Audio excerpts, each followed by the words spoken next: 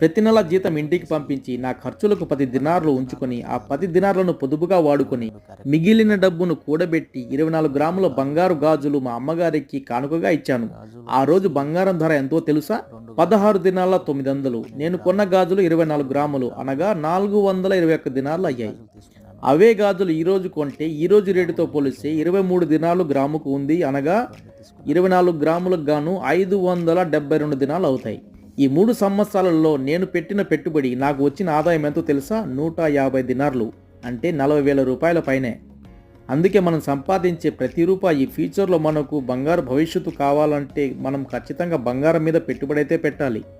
బంగారం రేట్లు ఎక్కువగా ఉన్నాయి, తగ్గాక తీసుకుందాంలే అనుకునే వాళ్ళు ఉంటారు.